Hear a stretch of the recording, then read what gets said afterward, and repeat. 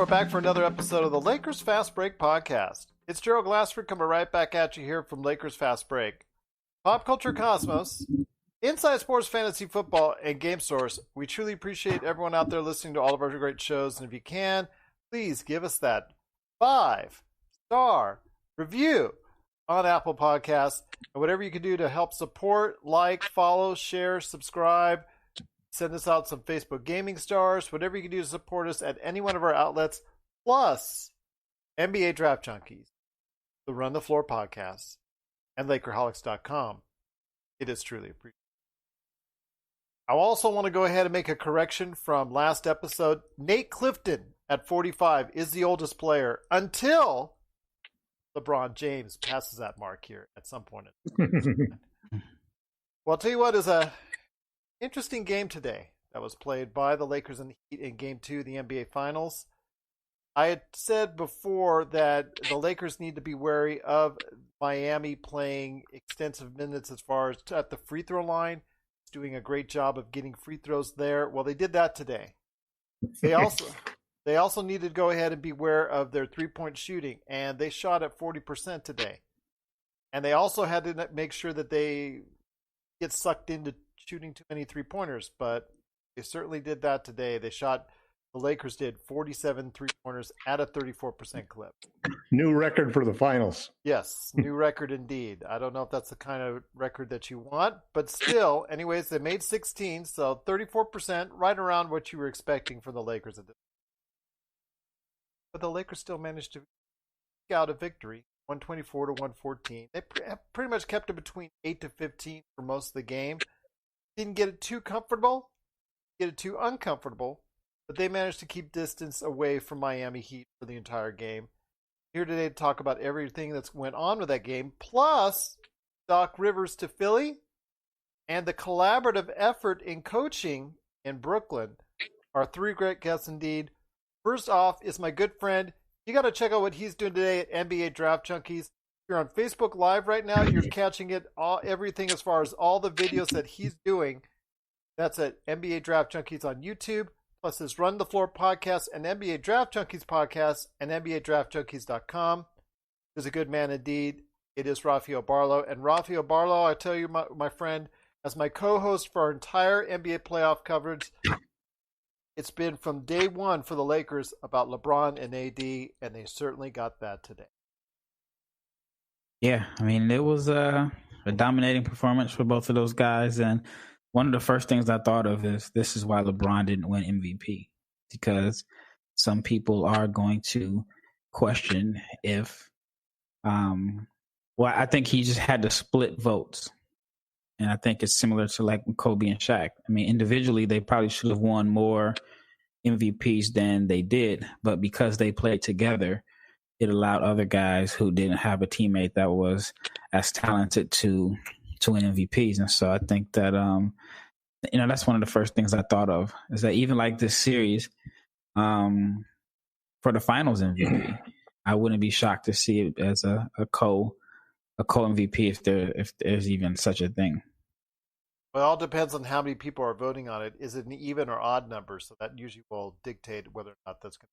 But I agree with you. It sort of looks like a That's their 16th offensive rebound. But Caruso inside, the Lakers did it well enough. They did good enough. Obviously, they rode the back of Ron and AD throughout the entire game. And here today to talk about everything that went on in the game as well is a good man indeed. You got to check out as a blog editor for everything that he does at Lakerholics.com. Be part of the conversation today at Lakerholics.com. And Magic Man, a.k.a. Sean Grice, simply a fact I think that the Lakers played well enough, and I think obviously the injuries hurt on Miami's end, no doubt, but I think it was just a case of where they had just enough to go ahead, even though they didn't play probably one of the best games at all in the playoffs. Absolutely, Gerald. I'd agree 100%. I'd put a word of satisfactory on this report card for Game 2. It was all right. We did take 47 attempts from 3, but we made 16. That's borderline around 35%. You make enough, you take enough. I was satisfied with 16 makes, especially with the size difference inside. I thought AD really did a good job of battling Olynyk and a lot of the other bigs down low, and we played okay, but they were missing their two best guys. Personally, from the playoffs, all due respect to Jimmy Butler, Goran and Bam have been running this train so far. And I just thought we did enough. But I mean, it's just about results. Just win, baby. And I'll tell you what, on a bum ankle, I got to give a lot of credit to Butler for going ahead and playing really well today. What was it, 29 points, 12 assists? He just truly played an outstanding game at all facets of the round ball today. Deserves a lot of credit for going out there and just not giving up the entire way. But also here to talk about the game that was played today is a good man indeed. He is the mastermind behind LakerHolics.com. Be part of the conversation once again at LakerHolics.com, and it is going hot and heavy at LakerHolics.com. It is LakerTom. And LakerTom, I mean, they got a bigger boost on Miami off their bench. Got a great game from Jimmy Butler, but still, the Lakers were able to get it. Yeah, it was kind of an anticlimactic game in general. The combination of how the Lakers dominated Game 1, the injuries, the unfortunate injuries to Goran and Bam, really left you with a feeling that this game wasn't going to be a whole lot of fun. Spo junked it up by playing the zone the whole game, leading the Lakers to set a new record for three-point attempts in the finals. I mean, it was almost like we were watching the Rockets play the Heat. We played lackluster defense, really. Fairly good on the offense. We did what we needed to do to beat the zone. They never really got closer than 9 points after the start of the game. So, it just wasn't a very satisfying win, if you will.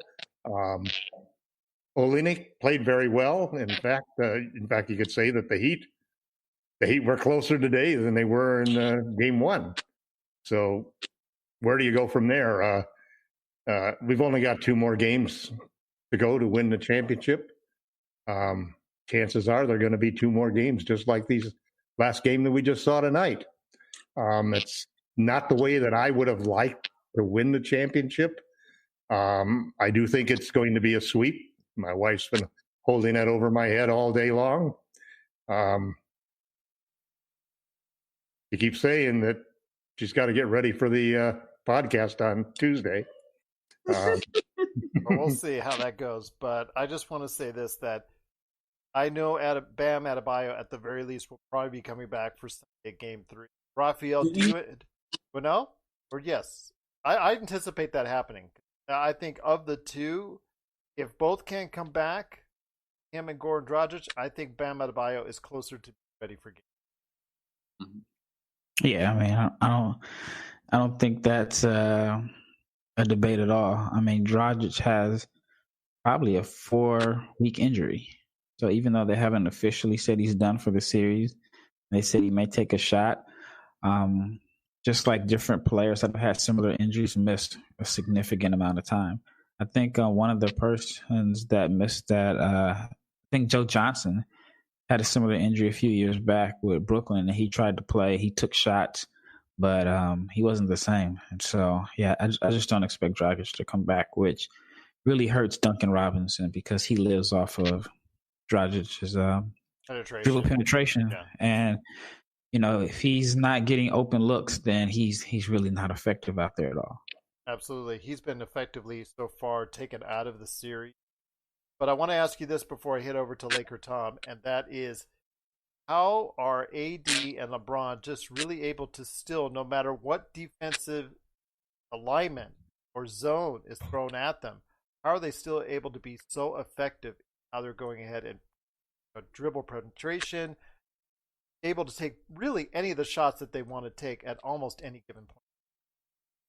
Well, arguably you have the 2 best players in the NBA on the same team. And there's nothing that between the two that they can't do. Bron can beat you outside. He can beat you inside. He can beat you passing. And then even if you play good defense on the Lakers, you still have to account for the activity on the offensive glass. And AD, I mean, he's shooting like a guard. And then what makes it even more tougher to defend is that they're running like pin downs. They're running action plays for their 4 or their 5 men to shoot jumpers. And then, like I said, if you get them to miss a jumper, you have to send your whole team to try to gang rebound.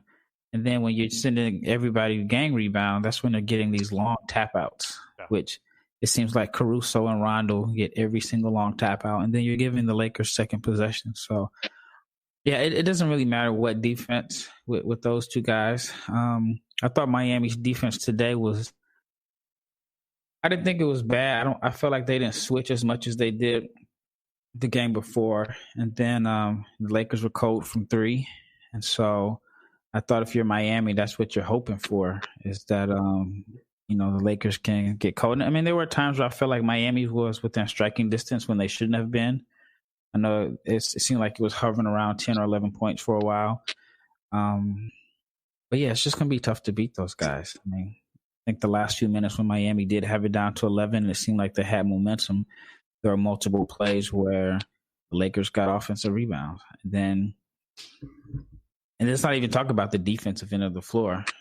When Miami had a chance to cut it to 7 or whatever, they just could not get clean looks at the basket.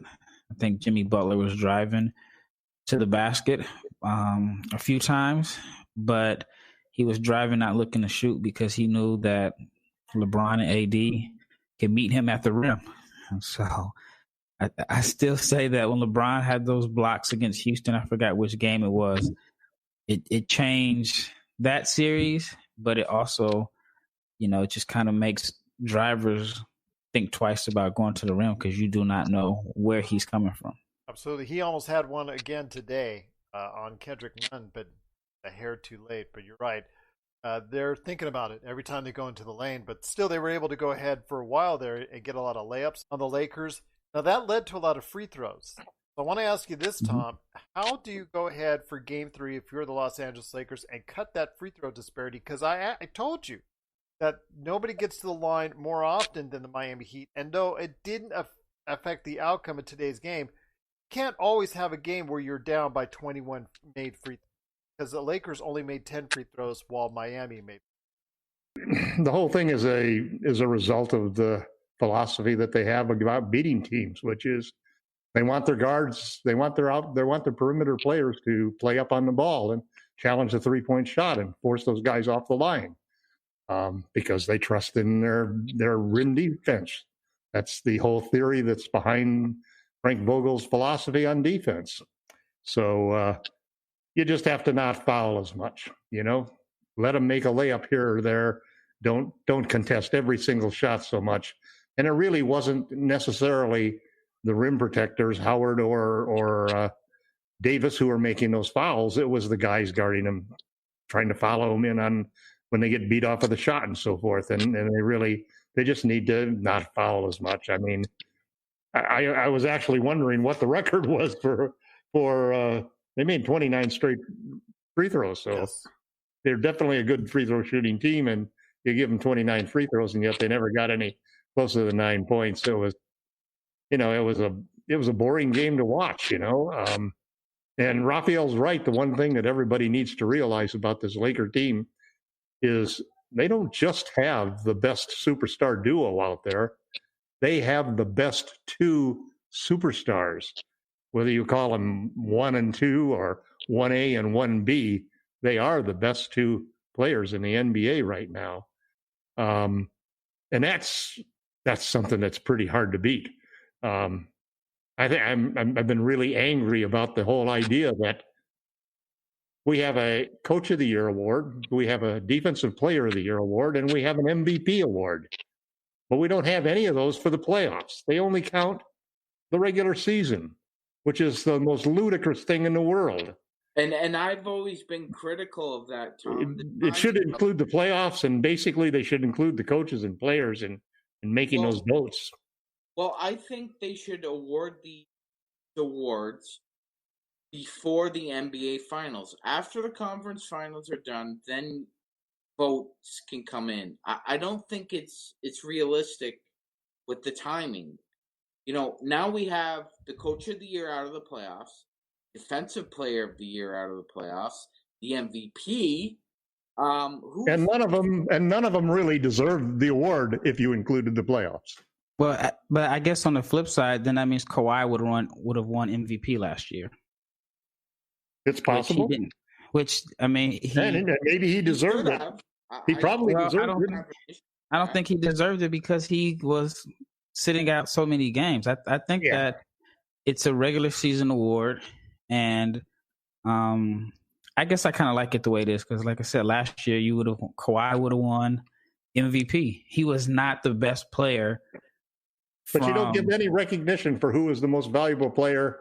You do for the finals, just for that one series, which can lead to a situation like Iguodala winning it, which is really odd situation. And that kind of leads to another issue here. Everyone's talking about the Heat missing their players. Does everybody forget that LeBron played a finals without Kyrie and Kevin Love? Right. No, I mean, I think it was at that time people didn't really believe the Warriors were the Warriors. But yeah, I just kind of like it the way it is because at the end of the day, LeBron and AD are likely to win the team award. I mean, I don't think LeBron cares about the individual award at this point. But it seems ludicrous to me that we don't have the comparable award for the playoffs. If it is the second season, then have a second award. Right, because I happen to think that Frank Vogel was Coach of the Year for the job that he's done in the defense that he's put up against Damian Lillard, James Harden, Jamal Murray, and Nikola Jokic, and whoever you want to give for the Miami Heat's no-name offense. He's done a fabulous job. He's made adjustments on every one of those series. And it's the reason the Lakers are only going to go through here and lose 3 games. Yeah. I'm not trying. And he finished 5th in Coach of the Year award. All right. Go ahead, Sean. Yeah, no, I'm not trying to digress from the game here, but I mean, we've seen this story before with Steve Nash. Steve Nash won a couple of MVPs, and he never reached an NBA Finals. So I just don't agree with the timing of the awards, and again, I agree with Rafael. If Kawhi would sit out half the season or a third of the season like he did last year, and then have the great playoff run, does he deserve to be entire MVP entire season? I don't know. And if he doesn't get it, then you give it to Kyle Lowry. So maybe. So Kyle Lowry was not the best player in the NBA last year. I mean, like I said, it's a regular season award. They usually have the award. Defensive player this year. If you if the playoffs, just give another set of awards. How about that for playoffs? Give another set of awards for playoffs in there. I would go for that. Again, I don't even know if it matters because somebody like Dame Lillard or I don't know, another player could have an awesome first round, but by the time the finals are over, nobody remembers what somebody did in the first round. That's the same that's true of the regular season. You can have a great first quarter of the season. Yeah, but nobody will remember it because recent memory always rules. Yep. That's true. But I like it as a regular. I don't think does any other sport have an award that they give out after the season is all the way completed. So I think you got to reward guys for the regular season, and then at the end of the season, it's more so of a team award. I mean, with LeBron and AD, I disagree, but that's okay. Frank Vogel's not going to get the Coach of the Year with LeBron and AD on the bench. Now, as long as you have them on the team, you're not going to get those kind of awards. Nick Nurse with Kawhi and also Danny Green. He deserved Coach of the Year last year.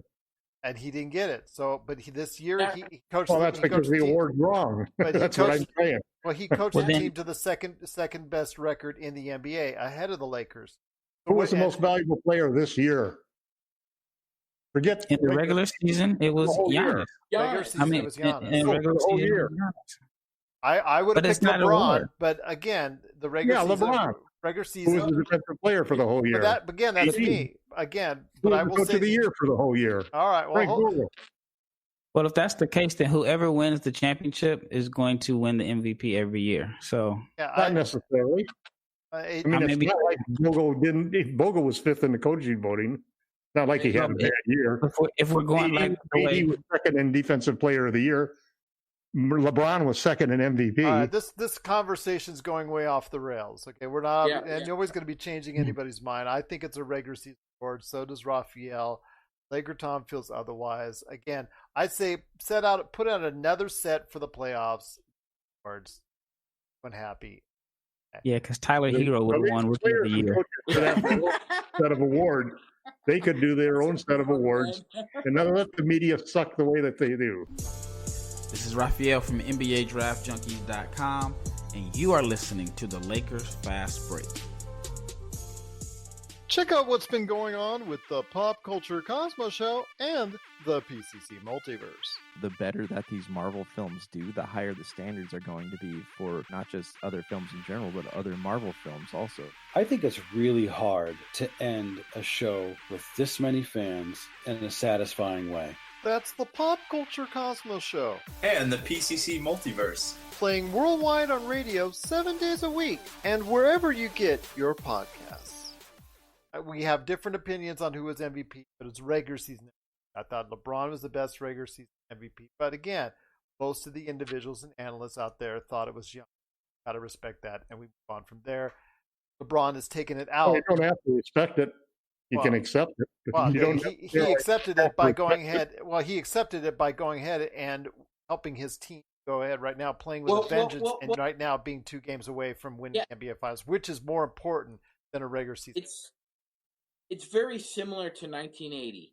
Magic Johnson is sitting in a tub, and the press tells him, "Yeah, sorry, Magic, you didn't win Rookie of the Year."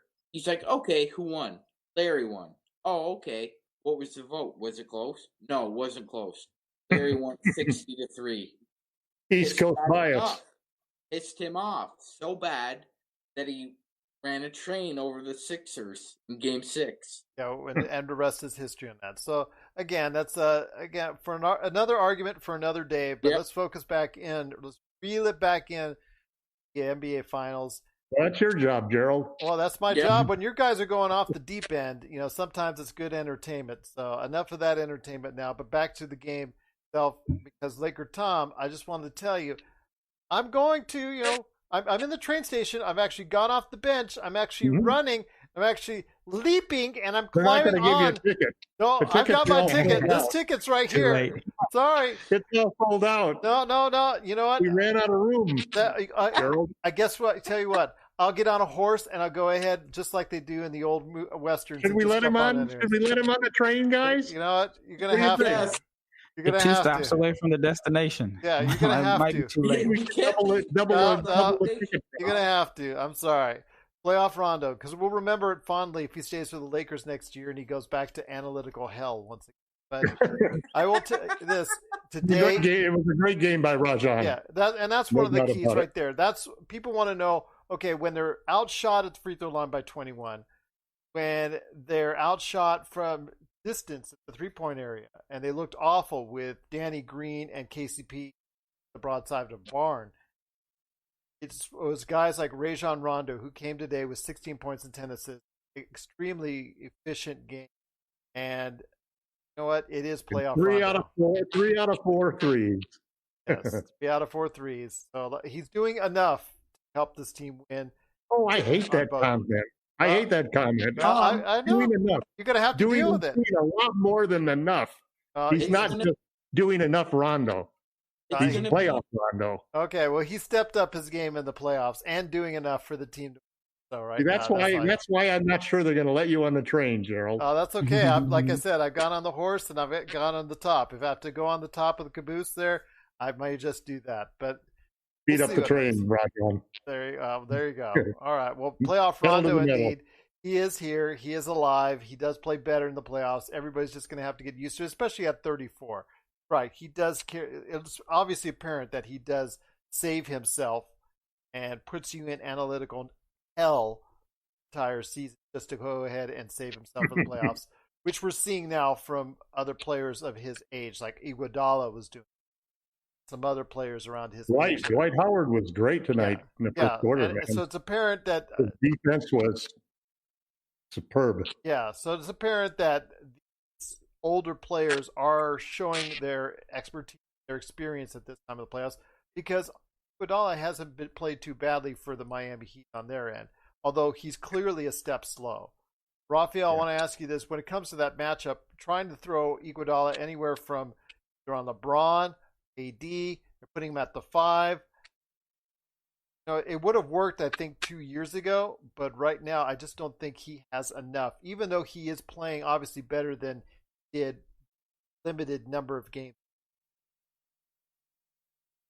Well, I mean, I don't think he's been bad defensively. I know the first game, I feel like Miami just made it too easy to switch. So all you had to do was run some type of misdirection, and then LeBron would get matched up against Hero and Robinson. Of course, he's not the same defensively, but I mean, with LeBron, even sometimes you can even play good defense on LeBron, and he can just get 20 to 25 points in the flow of the game. He can, take long rebounds, turn over to personal fast breaks, cutting. And so, and then if he's shooting the way he shot today, I mean, who can defend him? There were a couple plays where he was wide open on threes. And then the zone, because they were running a zone most of the game, I don't know if you can say it was an individual, job of good or bad defense, because Miami is running zones. Robinson still managed to have a horrible plus minus, even in the zone. He's like minus 21 or something like that. Well, that's another wall mounted on LeBron's fireplace. Well, let me ask you this, Magic Man. As Rafael said, and as LakerTom like said, the one for like Giannis's Fear of the Deer. Yes. Well, let me ask you this: they threw out the zone for virtually the entire game at the Lakers, and obviously they didn't get the job done enough. But it kept them in the game. It kept them within shouting distance, I think. But they bored the Lakers to death with it. Well, you know what? It kept them in the game. It gave them a chance to get back in the game. Had they, got another couple things fall their way, but just how effectively were the Lakers? Because you saw there were key points of time when they got into the middle. It made things so much easier, didn't it, for them as they were penetrated? Absolutely, Gerald. And I thought the Lakers did a really good job of watching film and watching bigs like Daniel Tice. When Tice got into the zone against Miami, he either passed it out or he put a floater and lived with the results. And I thought the same thing happened with the Lakers bigs. LeBron got in the middle. He either threw it up or he passed it out to the side. AD was very similar. He either passed it out or made a decision. You have to make two quick decisions when you go to the middle. It's not fuddy-duddy. I'm gonna dribble, penetrate. No, you have to make a decision. When you get in the middle, you're either gonna put it up or you pass it out against Miami's particular play of zone. And AD, where they intersect the zone, he just shot tremendously. But Rafael, go ahead. You were about to say something. Yeah, I was saying I thought the zone worked for the most part. The Lakers didn't shoot the ball well from three. The difference was the offensive rebounds in the zone, which is one of the Achilles heel. Man. I mean, it's just amazing in the pros. What's that? I said that nobody blocks out in the pros. Well, I thought they were boxing out. He just AD his activity. Because in the zone, you're not. Yeah, you're looking for a body. You got to find him. That's one of the weaknesses of having a zone is offensive rebounding. Right. Perk, I just posted something to our site. I thought Perk accentuated what pretty much all Laker fans feel right now. He said, with all due respect to @Dwayne Wade, Anthony Davis is the best complementary player that LeBron James has ever had. And I agree. He's an equal. He's not even complimentary. Well, he's playing like it. So let me ask you this, LakerTom, because he did so well. And at a time, he was like 14 to 15, I think, at one point in time. Right. And it's just truly a tremendous performance by him. Yeah, Bill Walton-esque indeed. But I want to ask you this. AD is playing at a level even far surpassing a lot of people's expectations because they thought he might be a little bit nervous. But he is just really playing at a higher level. In fact, I think right now, if somebody told me, hey, you got to choose one or the other, I think right now he's playing at a finals MVP. Agreed. I think he's going to get the finals MVP. I think LeBron is helping him get it. Absolutely. LeBron wants a championship. You know, I wrote an article about Anthony Davis and LeBron James chasing Laker legends. And this all started back when Rich Paul and LeBron decided he was going to LA. They were going to get AD into the fold. They would win 4 or 5, at least 3, let's say, championships to tie Jordan. That would give LeBron the GOAT. AD would then become the second best player in the league and take over as the first best player when LeBron retired. The Lakers would win 3 or 4 championships and put Boston in the rearview mirror. And LeBron, with the power of the big market franchise and the Lakers fan base, would become the GOAT. And that was the whole plan that Rich Paul and he have planned. And the first big giant step in that plan coming to fruition is this championship. And that's going to open the doors for all sorts of opportunities for the Lakers moving forward, whether it's a sign and trade for another star next year or Rafael's, Trae Young to the Lakers in free agency in a couple of years. Or JaVale McGee. How straight up? Well, we traded JaVale already, didn't we? You have 14 times. He went with 29% Danny Green. I'm sorry, Danny. I know you read all these comments, but you may not have made it to our blog, so hopefully you'll be okay. Okay, but I will say this, that it's another victory for the Lakers. It might have bored LakerTom to death, but I'll take it any way we can get it, as he once said. Yeah. It is a 124-114 victory. Lakers up 2 games to 0. Bolster should be banned from the league for doing this to the game. Anyways, the zone. Choking the game up, man. It kept them in the game. That's the idea when you're down to your starting rotation players. What, are you just supposed to roll over and die? You gotta do anything but that. I mean, this was like a CYO game. I will say this. I felt like Miami outplayed the Lakers. LA just out-talented them. That's just my opinion for today. I think that's a great. It wasn't an enjoyable game. I didn't enjoy it. I mean, what I felt walking away from it was, geez, I hate to see the season end with 3 of these. I'll take it, man. I enjoyed every second of it. The Lakers are in the lead. So, you know what, LakerTom? You cannot enjoy it on any one of your 10,000 articles, okay? Go ahead and do that. But I enjoyed it to the whole. I haven't seen the Lakers in the finals in 10 years. I want the Lakers to tie the Boston Celtics. I don't care if they have to go ahead. It's AD, LeBron, and 3 school graders. I will go ahead. I will care if they play zone until the end of time. I'm fine. I will take the championship any way I can get it. Your LakerTom. I don't know what you want. You say all year long that you want this, the Lakers this, Lakers that, Lakers this. You want this pretty painting of how they want to do it. This pretty picture of how they're supposed to do it. And they should have beat the zone by 30 points.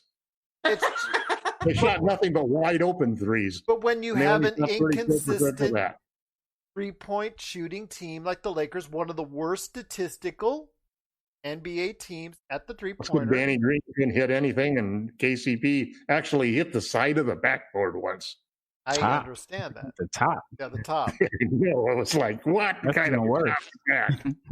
Hey, Paul George would have been very jealous. But I will say this. There's still a lot of focus on, because, again, Bam Adebayo will be coming back most likely on Sunday. I hope so. 99.9% chance he plays. Maybe why don't we let him have Kawhi too? Even it out. They called it a neck strain. He had whiplash. I watched that 4 or 5 times. He had Dwight Lash. Yes. That was a deceleration injury. I understand him sitting out a game, but there's no way he misses game 3. I mentioned it to you 2 days ago on our last podcast, and that was Bam Adebayo's shoulder. It's something comparable to maybe a Max Truck in Dwight Howard's shoulder. Did you see Adebayo's shoulders, and then you see Dwight Howard's shoulders? Guess who loses in that conflict? There you go. Well, I liked Rafael's S10 against F250. Yeah, there you go. Like a big diesel truck. There you go. But again, Bam Adebayo should be back for Sunday. I don't know if Goran Dragic's going to give it a try before the end. Well, but he's risking his free agency too as well. But go ahead, Magic Man. Hey, he might have got back with that injury. He might have got back. Sean's turn to speak. Hold on. Yeah, Gerald, I wanted to ask you that question. If you think the Lakers go up 3-0, do you expect Goran Dragic to play in Game 4? Because I don't. I don't. But I think if Miami wins Game 3, there's a possibility he could play. I'm gonna give it a try if it goes 2, or even if it goes 2-2 or however the series pulls out from there. But if they do go up 3-0, no, I don't think. But Rafael, that cost him a lot of. That injury probably cost him some money. No, I don't think. That's a 6, maybe a month and 2 months in. That's going to be something he'll heal up before camp. They'll maybe keep him out a couple weeks of camp. Wherever team. Camp starts about the week after the end of the season, doesn't it? Pretty close. I say January, mid-January. But I'm speculating right now is probably what. Right now it still says December 1st, and Adam Silver in his annual game conference said that he didn't give it a timeline or time frame, but most likely he was the fact that it's probably going to be delayed Christmas at the earliest. But I'm thinking January. I think the players would put much pressure on that. They want fans this time. Yeah, well, we'll see about that one. Well, I don't think that's going to happen. Yeah. Well, I'm not so sure because the whole theory, from what I understand, is. The whole idea is testing everybody going into the arena with this quick test. Well, the numbers aren't really going down across the country. It's probably most likely going to trend in the wrong direction because of the flu. Well, you've also got the problem that Trump obviously has, which is that the test itself doesn't really tell you for sure whether or not somebody has it. Because that's what they were doing. They were testing everybody, and the problem is that some of those people, didn't. You can have contagion and be able to infect people, and still test negative. It's only till like 4 or 5 days after you catch it that you actually can be tested to make sure. And there's that's the theory. That's the theory that they're putting. That's why they were doing all of this testing in the bubble every day, is because part of a program for the pharmaceutical company that's doing the testing to provide them with arena testing. But you also know they stopped reporting in the bubble. I thought that was kind of suspicious. Yeah. After the first 3 weeks, they just never say anything about it. Well, you think that was sort of like the White House covering up? What? I mean, I don't know. Just, they bragged about it so much and then they just stopped. But nobody got cut out. Well, the positive test came from the periphery, hotel workers, stuff like that. But that's we just need another week. Just need another week, and we can come by. And the bubble, we could say, most likely work. So another week. Well, you figure they put in a fourth of the fans in the arena. That's better than nothing. Well, it depends on the state. Some states will do it. Some states don't. That's why we're in the situation. State and city. That's why we're in this situation where some states will do it, some areas will do it. Yeah. And because we have this mix, that's why we're partly. It's going to be a new normal no matter what it is. New normal indeed. But before we head on out, guys, I want to go ahead and ask Rafael real quickly. If you were back in Miami, you getting Bam back on Sunday, that's going to give your team a lift. What else do you want to think that maybe they can work on? Because they got the free throw disparity the way they want. They got the Lakers shooting a megaton of three the way they had their defense. If you're Miami Heat, what else can you seemingly throw out of the kitchen sink? Maybe actually get one game from the. Honestly, I would run the same zone and just hope that you're having your best rebounder out there eliminates a few of the Lakers' offensive rebounds. And but you never know. I mean, with Bam's neck, shoulder, that area, that's being able to put lift your arms up, is all part of rebounding. And then banging with like a Dwight Howard or LeBron or somebody banging against your shoulder is not an ideal situation. But I do think that if they run the zone, and like I said, you have your best rebounder out there, I think it can make somewhat of a difference. I mean, you have to hope the Lakers shoot as bad as they did from three, which, on one hand, you can look at the stats and say it's possible, but then on the other hand, it's like, it's tough to get them to miss that many wide open shots in back-to-back games. So, but yeah, I thought that, like I said earlier, I felt like Miami really outplayed the Lakers. It was a talent issue. They had the two best players that combined for 65 points or something like that. And then Rondo came in. I mean, Miami should not have been in that game. It should have been a 20-point blowout. 24 points by Olynyk really helped. Well, that's the thing. Yeah. If Kelly Olynyk is your third best offensive player, you have to outwork the other team. You have no other choice. Yeah. Yeah. We'll definitely see what goes on for Game 3. We will be back here at Lakers Fast Break after the game on Game 3. So please check us out on either live at Lakers Fast Break.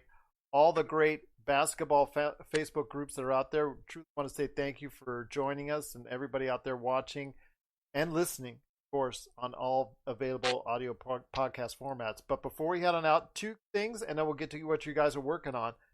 First thing is Doc Rivers getting a job. Literally, he was on a plane headed towards Philadelphia less than 24 hours after he was let go by the Los Angeles Clippers. So, LakerTom, I want to hear your thoughts on Doc Rivers getting a new job in Philadelphia for 5 years. I bet Steve Ballmer's happy. He's got, doesn't have to pay him 2 years on his contract. Well, I think they left to the mutual agreement. So Doc obviously was fairly certain he had other opportunities. I think it was very much like D'Antoni leaving the Rockets. Well, D'Antoni doesn't seem to have those options right now. He didn't have that agreement under the table. No, he didn't have an agreement, but he felt pretty confident he's going to get a job somewhere. And neither one of them probably need to have a job at this point in time after making $5 million a year for so many years as a coach. I find it kind of an odd hire, to be honest. And I kind of find it. I would have thought that Doc might have preferred a different type of situation, maybe the situation in New Orleans, because I think that you still have this big conflict between your two best players. What do you do with those two guys? Because they don't really fit together. So unless he's got some advanced knowledge of what the front office is going to do, what Elton Brand is going to do, then there's also the problem that he's got a 5-year contract and Elton Brand is probably on his last year. If they don't solve the problem, there's going to be a new GM, and that new GMs like to have new coaches. It's just how the game works. So it'd be interesting to see. I think that Doc has a lot to worry about with what he did in the Clippers. I think he's the kind of guy who's probably eager to make up for that. And I think he felt that tarnished his reputation, that he was basically asked to leave, and that Ballmer didn't keep him, especially since he'd meant so much to the franchise, being the only thing that got them through the Donald Sterling era and so forth. And really just a quality guy, a quality human being. So I wish him well. I just think that's a tough job. Magic Man, any thoughts? Probably not as tough as the job he left. I'll say that much for him. Exactly. So Magic Man, any thoughts? Do you think he might be able to coach Ben Simmons' jump shot or two? Oh God, that's a $64,000 question, Gerald. Actually, it's a lot more than that, based on this conversation. My bad. Yeah, that's not even a game check. It's possible. I'm not sure if he can. I think I agree with Kenny Smith. I heard him on the radio. I think it does make them Eastern Conference Finals contenders. I don't see them as a finals team, personally. I think it's going to be a problem for them with the financial commitment they made to Al Horford. I really Tobias don't Harris, see too.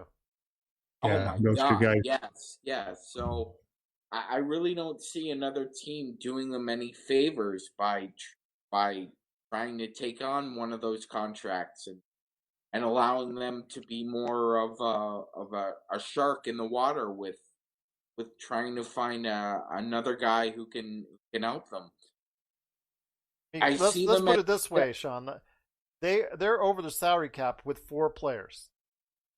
Essentially, 4 players, and they're over the salary cap. They're in cap hell, Gerald, and I don't really see anybody trying to help this team, honestly. So I think they could be at some point maybe a contender, but not in the next 2 or 3 years. I think they'll have to break up the big 2. I eventually think if they want to go ahead and get somewhere other than new process, other than maybe like a second round loss or something like that, I think they're going to have to break up the big. Have to decide which, and we've talked about that in the previous podcast. But before we head on out, and before get to know what you guys are up to, various outlets, Rafael, I wanted to leave this topic for you, my friend, because I think it was something that actually caught my eye in regards to Kevin Durant's podcast. He had on Kyrie Irving as a guest, and during the conversation, Kyrie Irving never strays away from controversy. Something is he obviously, if you've caught wind of it, already said some disparaging things about LeBron, and obviously there's a little bit of a long-standing there, and that's you can say that all you want while LeBron's in the finals title. But I want to ask you this: it was the other thing that really struck me about how him and KD talked about the collaborative effort in coaching the Brooklyn Nets. Funny, I thought they just hired a coach. Time MVP Steve Nash. If already you're being undermined, although I don't know, would you assume or am I just overstating my bounds and saying that it's you could say that already his job is being undermined and he hasn't even started yet? Well, before I get into that, I wanted to talk about Doc Rivers real fast. I think the reason he took the Philly job is because history says he doesn't want to rebuild. I mean, that's why he left Boston, because he didn't want to rebuild. And I don't think he wants a young team in New Orleans because he's not guaranteed to make the playoffs next year, even if they have a great year, especially with Golden State coming back. I think there's more uncertainty in Indiana with Oladipo being a free agent. Oklahoma City job, not an option because he definitely doesn't want to rebuild. That's going to be a long rebuild. And so I think it would be Houston and Philly. And I think like coaches have egos. And you think that you can be the guy that can fix that situation. And so I think that was his situation that, he probably feels like I can fix it, but he got a 5-year deal. So even if Elton Brand is let go after a year, whatever, he got a 5-year deal. So he's good. So if he fails, he's still going to get paid. And I think it was time for a fresh start. I saw someone make a comment that if the Sixers wanted a media-friendly coach that could only get you to the second round, they should have kept Brett Brown. But I think that, I thought that, in my opinion, Doc seriously underachieved with the Clippers. I mean, if you just look at that talent, they had, Blake, DeAndre, and CP3 during his tenure all made all-star games and all NBA at one time or another. You look at this year, he had 2 guys that made the all-defensive team. Kawhi was all NBA. Paul George is an NBA type player. And he's had 3 different MVP voting last year. Right. And he's had 3 different guys win 6 Man of the Year. He's had a lot of talent, a lot of individual awards, but they never got past the second round. So I think for him, he needed a fresh new start. And I also feel like if he wasn't such a well-liked person, especially by the media, I think he would have been gone after the Houston series when they blew that 3-1 lead. Yeah. So I think, him, just being well liked and well spoken, and the way he handled the Sterling situation bought him time. So I wouldn't be shocked that, he was just really looking for a fresh new start, but he didn't want to have a young team. What's his identity? What's his identity, though? That's the big problem I have with, Frank Vogel. You know what kind of team you get. Almost all of the guys who are good coaches have an identity. Mike D'Antoni, you know what kind of team he's going to get, what his strengths are. And Doc, I just don't know. Well, and that's the thing. I feel like with Frank, you knew his identity was defense with Indiana, but you never associated him with being a defensive coach with Orlando. Yeah, but that's because of the team he had. Right. Well, I think this year, if you have the best defensive player in Anthony Davis and the motivated LeBron, even D'Antoni would be considered a defensive coach. And so, but yeah, I think D'Antoni's really not a bad defensive coach. He's not, but reputation stick. Yeah. It's kind of like, I guess it's kind of off the side. I guess the best example is Jason Kidd. Reputation says he's a terrible shooter, but it wasn't until he ended up being like fifth in three-pointers made that people realized, like, wait a minute, he's passed up a lot of these guys. So his reputation stuck with him. But I do agree. I don't know if Doc has like this identity of what type of offense or what you'll get from him. But as far as got a reputation as a player's coach, don't you think? And the problem with the players' coach is that sometimes the players, he might have been perfect for Brooklyn. I don't even know if he was really a player's coach, because you would hear stuff that Big Baby said. You would hear what Matt Barnes said. And I was around that team a little bit in 2015, and all you would hear about is their chemistry issues, how they didn't get along. And, there's a story that Rondo threw a water bottle at him in Boston. I think in Boston, he was in a perfect situation where he had 3 stars that were tired of, their individual awards and missing the playoffs. And, they were in their early 30s at the time. And LeBron wasn't ready for that level yet. And I just think they were in a perfect situation for him to win. He also had Tibbs doing his defense. But as far as the situation with Brooklyn, the thing about Kyrie is similar to Derrick Rose in a sense. Remember when Derrick Rose, if you put a mic in front of him and asked him a question, he gave you the most honest answer, even if it wasn't politically correct, even if you knew it was going to be controversial. And so I asked a friend of mine who played with Kyrie, and his exact words were, he says, no, he's really a good guy. He's just too smart for his own good. And he is going to say exactly what's on his mind. And realistically, the comment that was made, you could say LeBron and AD could have said the same thing. Because at the end of the day, LeBron determines Vogel's fate in a sense. And so, I've even heard stories that when Phil was the coach of the Lakers, Kobe would check himself in and out of games. If they got down a certain amount, I think so. I forgot which. What are you going to do when Kobe walks up to the scorer's desk to check himself in? Right, and that's what I forgot who told me. They said once if a team went on a run, he took the towel. And once he threw the towel to somebody, that means he was going in. And so it's a players' league. I think that Durant and Kyrie wanted somebody that they liked. And I don't think they would have wanted a strong-minded coach that is going to Thibodeau.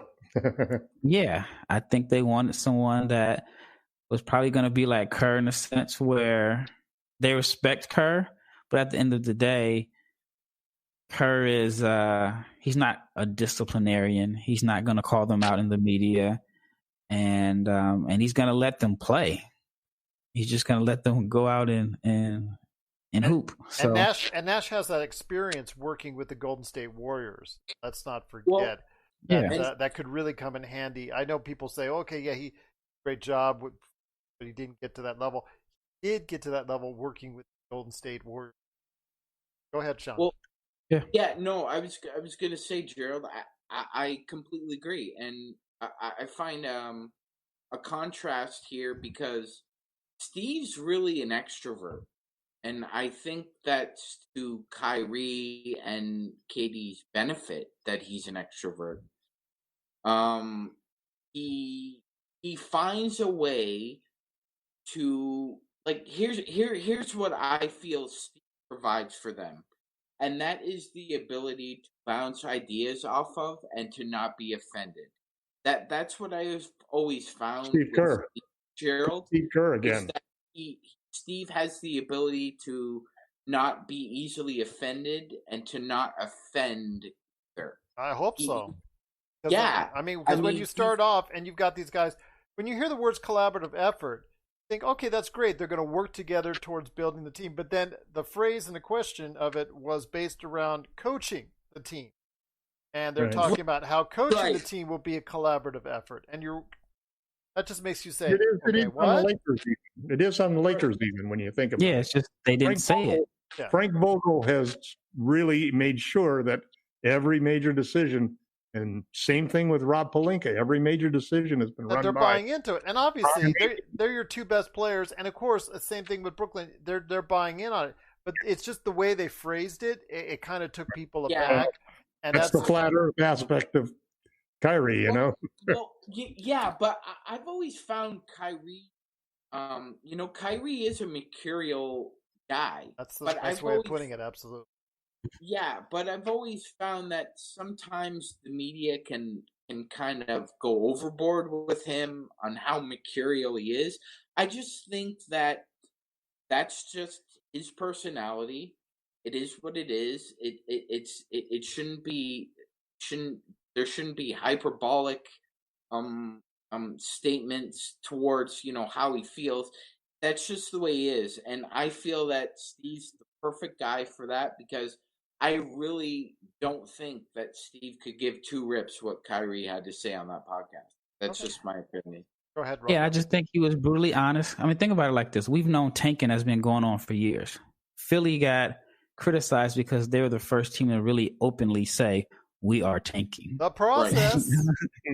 And so I think that no matter what happens with Steve Nash, if the Nets struggle and they fail, the media is not going to blame him. It's all going to be on KD and Kyrie because Steve is so well liked by everyone. The only time I've ever really seen him get criticized, and I thought it was unfair, is when his body was breaking down with LA, but it was people complaining about the money that he was making and he wasn't playing. But other than that, I think that he'll be like Steve Kerr or even Doc in a sense. You lose, he's going to give you a great interview. He'll be smarter than Doc. Because as far as like how the media likes it. He's got an offensive mind, and Kerr has the same thing. They've got a brain that really works. They're X and O's guys. Yeah. That's really what Doc lacks, but comparing the two of them. Of course, Steve doesn't have any experience, but Kerr didn't have any experience either, really. Yeah. Right, Tom. But yeah, I just think that no matter what happens, if they get off to a bad start, the media is not going to say Steve Kerr can't coach or question his. They're going to. Kyrie and Durant are low-hanging fruit, and so they're going to get all of the blame, and they may even get it worse than the social media. Both of them are social media favorites. Well, they're right in New York, so that makes it right there for a target. That's the combination that's killer. Right, yeah. Right, but I think this is a perfect balance because I think Kevin is at a point now where he doesn't give a rip either. I mean, basically, he may say that. And might be the logical thought, but I think he looks at every goddamn tweet that comes his way. He does. I've heard that, and I've had a chance to meet him. Very, very nice guy. But one thing that somebody told me is that everything that he does, he wants to be better than LeBron. He feels like they are similar. Didn't get enough respect. Yeah, he didn't get the respect. There was a time you could say that KD was the best player on the earth. I think, in my opinion. I mean, there was that finals where he just outplayed LeBron.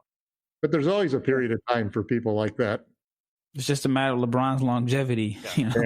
Last year, Kawhi's name was mentioned. 45 and still playing like Rafael Barlowe and Brady retired. I have a question for you guys. Do you think there's a scenario where the Nets keep Karras and Spencer, or do you think they kind of jettison them, try and get that Paul George? Well, LeVert is. Well, I didn't realize. I wouldn't jettison LeVert for anybody. No, yeah, I wouldn't either. I love that guy. I don't think he complements them in the starting lineup because he doesn't shoot well. He's more of a guy that needs the ball, but he is somewhat, in a sense, a better version of KCP because he's Rock Nation.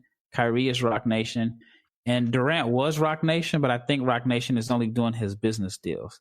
So I think Spencer is the one that will be out because he shot like 31% from three last year, and he's not a complementary piece to those guys.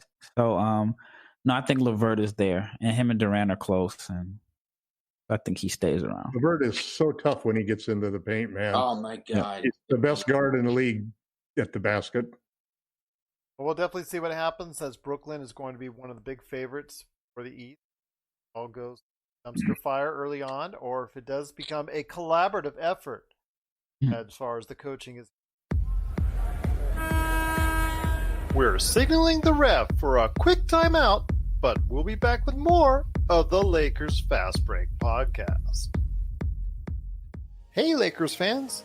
Looking for the best place to go for up-to-date news, information, original videos, articles, podcasts, opinion pieces, and discussions about the Los Angeles Lakers?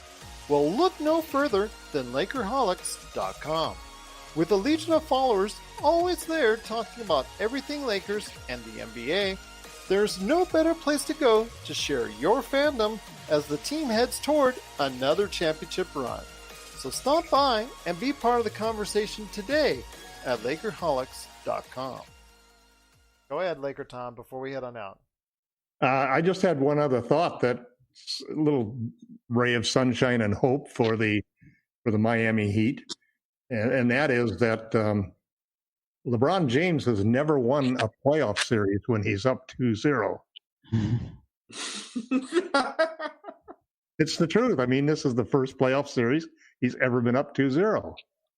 So you're saying, just like in the last round with Denver and when the Lakers were up 3-1, you're saying Miami has the Lakers right where they want. Could be, I mean, he's never won a series when he's up 2-0. Find out for sure. But guys, it's been great talking to each and every one of you. We're going to be back for Game 3 coming up on Sunday, early evening, so to speak, or just after the game comes up on Game 3. But before we head on out, guys, I want to hear what you're up to. Sean, you're up first. What's going on with all that you're doing at LakerHolics? Hey, Gerald. As we spoke last time, this has been just the craziest calendar year as a Laker fan.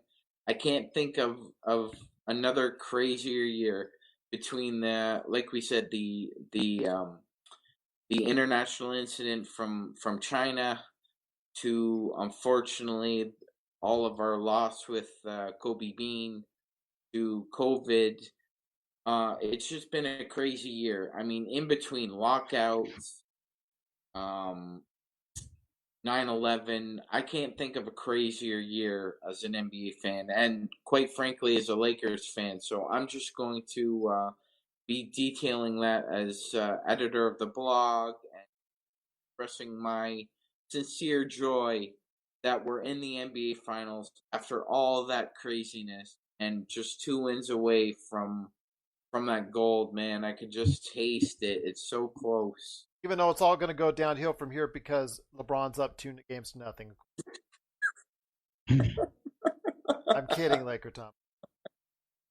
But LakerTom, I know as Rafael and I love to kid you, you've got 20,000 articles in the chamber already locked up, ready to go, ready to shoot out there. What you got working on at LakerHolics?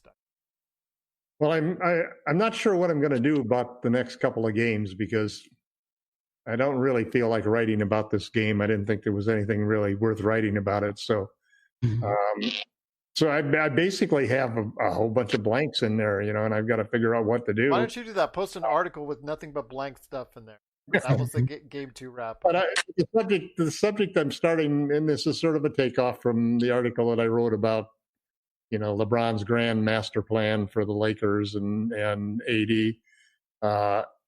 it's what happens next is really what interests me. What is the plan for next year, the next 2 years? What do I think is going to happen with respect to Giannis? Because that's a big factor in the Lakers' options and permutations. I do feel that they have a great ability to go out and get somebody with a sign and trade. I do think Danny Green and JaVale are probably both gone, in my opinion. And their value is so low right now. Their value is $20 million. And the Lakers only have this in expiring contracts in a COVID-plagued environment where there are going to be a lot of teams look to cut salary. Going to have to give up that draft pick at least because the Lakers don't have any more Sure. draft picks. Yeah. I think they're going to. I think they're willing to give up the draft pick. I think they're willing to give up Kuzma. I think they're willing to give up THT. They want. They want. I would. It's a win now situation, Sean. I don't know about So that. anyway, those are basically the bullets that I'm loading and trying to figure out exactly what do I think are the odds of what are the moves that the Lakers have available. Because really I think hesitant to move him right now. Really hesitant. He's got to get a shot, man. I love the guy too. I love the guy too. Get a shot. But there's all sorts of moves. There's the move to. It really depends on how long you think LeBron's going to play. Let me ask you something. We gave up Zubac way too soon, and that was a bad decision. I don't want to make that same mistake with THT.